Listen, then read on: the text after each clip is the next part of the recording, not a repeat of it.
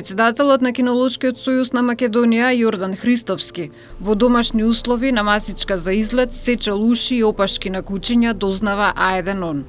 Иако Законот за заштита и благосостојба на животните забранува скратување на опашки и подсекување на ушите и иако не е ветеринар по професија, Христовски на барање на сопствениците од естетски причини ги оперирал кучињата и наплаќал за услугата, сведочат корисници на услугите што ги нудел. Па тој практично ја искористи позицијата како председател на Доберман клубот, а сега и на Кинолошкиот сојуз. И не само со мене, сигурно и со други успеа да ги заведе дека е дозволено и дека може да ја врши ваквото дејство. Она што таму се случува е ужасно. Значи се сечат уши, опаши и воопшто не се води сметка за здравјето на кучињата. Како условите се страшни.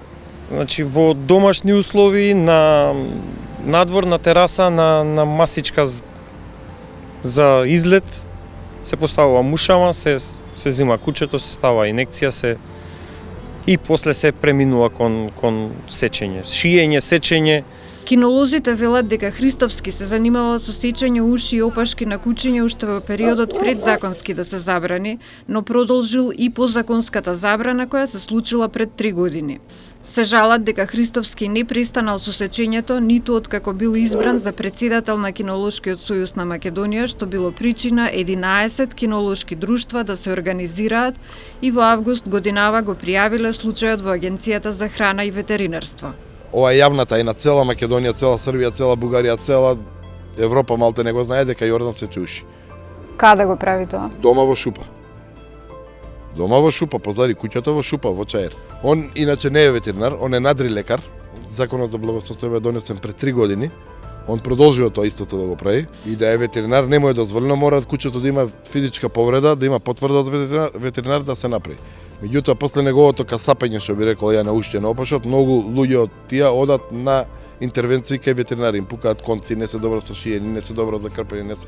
Во пријавата, 11 друштва навеле дека председателот на Кинолошкиот сојуз, спротивно на законот, прави хируршки интервенции на кучиња од расите Доберман, Кане Корсо, Американски стафордски териер и други и бараат да се преземат мерки за да се стави крај на ваквото измачување на кучињата. Од агенцијата уверуваат дека работат на случајот. Постапката по однос на пријавата е во тек. Од страна на инспекцијските служби на Агенцијата за храна и ветеринарство се проверуваат повеќе одгледувачници, а до Кинолошкиот сојуз е испратено известување дека сечењето уши е казниво по закон. Како кинолошко друштво, согласно нивните надлежности, тие треба копираните уши, да го исфрлат како кинолошки стандард за кучињата.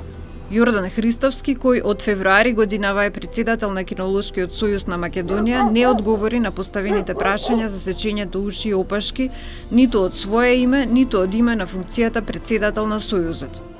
Од Агенцијата за храна и ветеринарство објаснуваат дека Законот за заштита и благосостојба на животните е дециден, дека се забранети хируршки интервенции врз животните за модифицирање на нивниот изглед, скратување на опашката и подсекување на ушите и други интервенции како што се девокализација, одсекување канџи и обеззабување.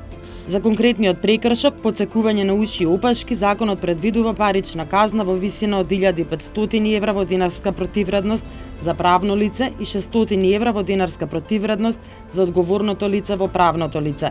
Казната што ја пропишува законот за физичките лица изнесува 200 евра во динарска противвредност.